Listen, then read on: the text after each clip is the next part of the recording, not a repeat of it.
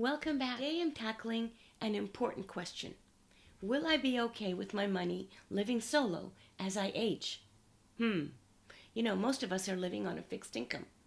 That can cause a lot of financial anxiety.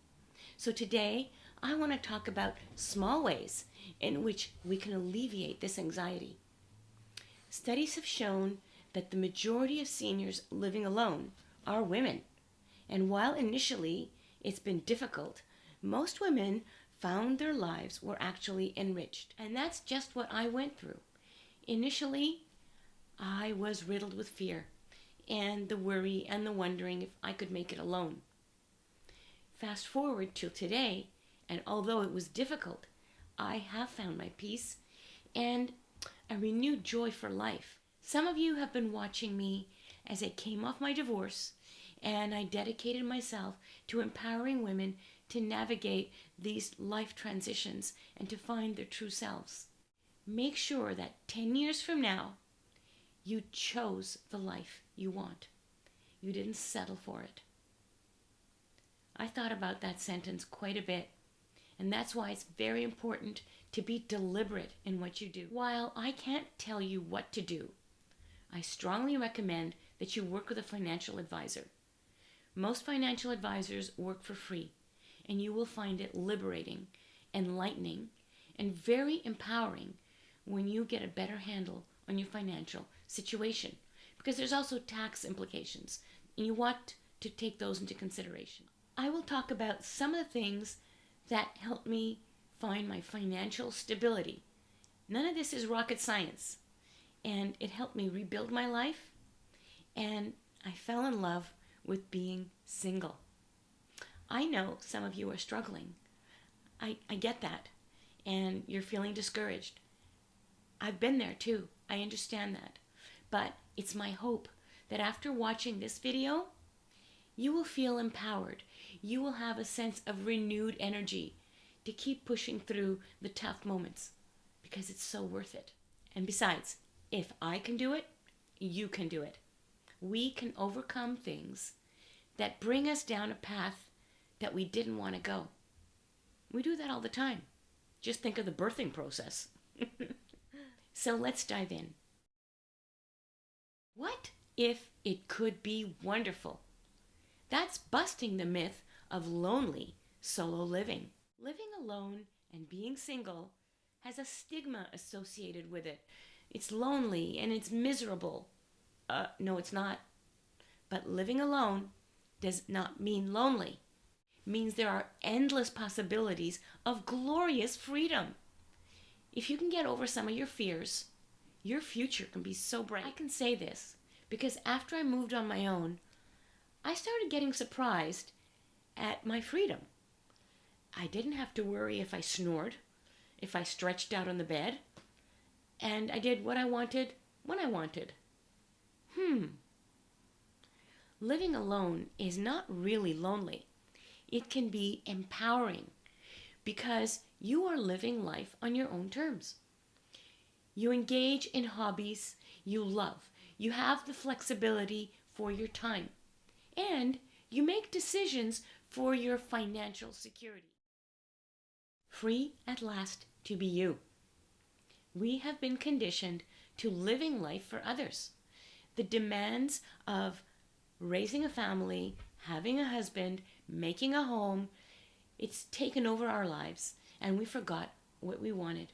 We don't know who we really are because we've suppressed the best part of us for so long, we don't know who we are anymore. By the time you reach 50, you start becoming a different person.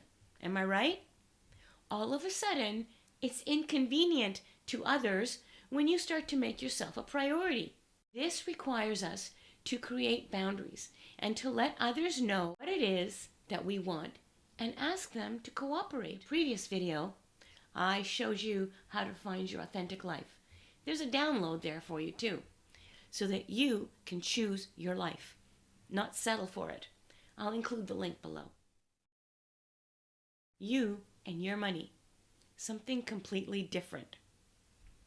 Most of the women that I coached had a division of responsibility in their household. Traditionally, they left the money management to their spouse, assuming that it was too complicated. But when it comes to living solo, they only had a vague idea of their financial needs, of their financial situation. So it's very important to get control of your finances, even if you don't have any.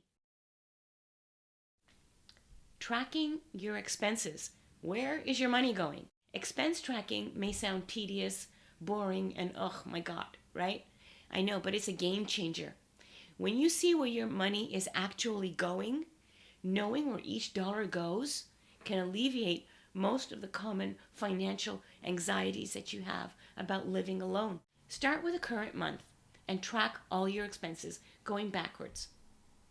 I use Dave Ramsey Every Dollar. It's online and it also has an app for your phone and it's free. The nice thing about the phone app is that, when you're getting gas or you're buying groceries, you can just punch in the total so you don't have to tally everything at the end of the month. To this day, I track my expenses, not because I'm insecure or scared. I do it because it gives me control. I know what's going on live in the moment. And if there's something I need to change, I have time to change it because I'm in control. Cannot stress enough how empowering it is to know where you're spending your money and how much you need to live. That's one of the most important questions of your life. 8 things I stopped buying. The idea is to spend less so you don't have to sacrifice your quality of life. That almost sounds like an oxymoron. Bear with me. There are things that are so obvious, you're going to tell yourself, oh my gosh, why didn't I think of this before? Yeah. Now, books. Keep all your favorite books by all means, but the ones you probably won't finish or you don't really like, rent them. You can rent them for free from your local library. The same thing goes for magazines. And the other thing that's related is journals. How many journals do you need? I know you walk into the store and they are so beautiful. The artwork, the layout, it's so tempting. I know, I'm guilty of it. Sometimes I have 4 or 5 journals and I ask myself, what am I doing with all of this? I'm sure you've done the same. The car. A new car loses 30% of its value the minute you drive it off the lot. I know, everybody knows this. It's called depreciation. It's a non-cash item. But let me reframe it. If you bought a stock and the next day it went down 30%, wouldn't you be kicking yourself? Something like that, right? Is having that expensive car really worth it? Do you really need to spend $800 a month on your car? Even if you got it at a bargain, you still have to pay high monthly installments, higher insurance rates, higher maintenance costs, and probably higher gas costs. Especially cars that are coming out now have all these fancy sensors. They're expensive to maintain, and that's why the insurance is so high. So, a cheaper car will save you money on monthly expenses. It'll save you money on insurance, gas, maintenance, the installments, and all the other frills. I bought myself a small car that would carry me from A to B for my immediate needs. I paid it cash, so now I have no car payments. Let me tell you, that is liberating. It's the best decision I made coming off my divorce. Trinkets from Winners, Marshalls, dollar store baubles. Of course, these are irresistible. That's the marketing hook. But in the end, it will end up at Goodwill. Not to mention the clutter they cause. Do you really want to do that much dusting? Sales. There's a difference between buying something on sale and buying something because it's on sale. When stores offer you 40% off, it's actually a psychological trick to make you justify spending it in your mind. Sales are just a way of getting you to buy something you wouldn't have otherwise bought. You are up against billion-dollar organizations with huge marketing budgets to get you to buy.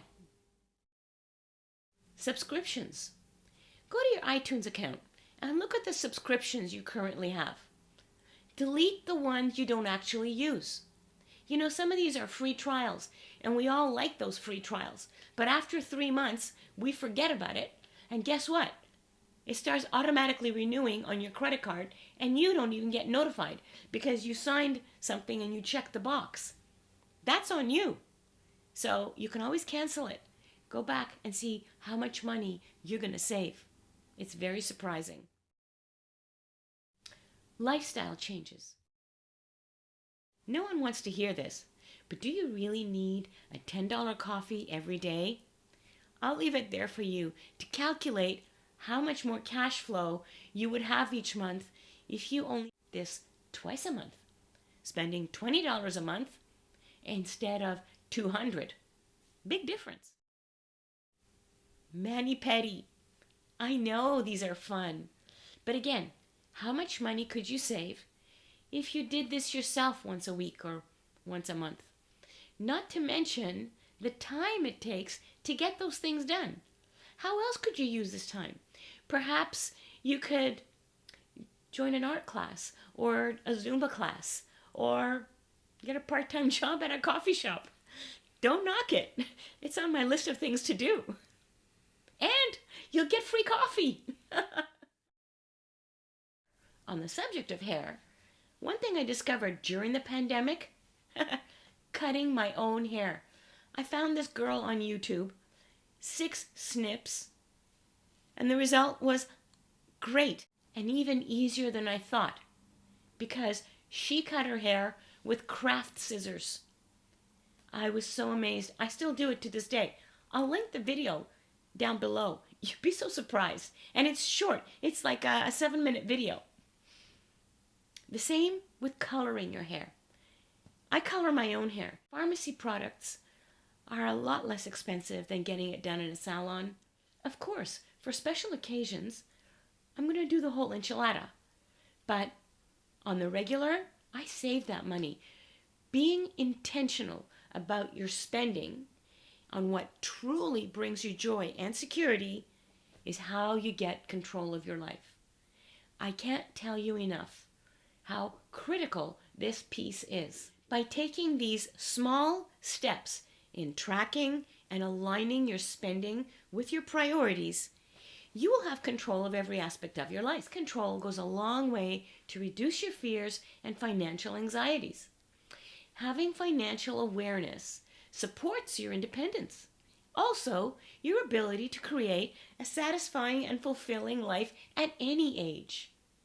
The feeling of empowerment is tremendous. I know I've said this a few times, but when you do it, you'll see and you'll remember me. So now you know where you stand financially. This is such an important step at any stage in your life. Thanks so much for choosing to be here today. It means a lot to me that you're back. I hope you come back here again next week. And until then, have an empowered week. Bye.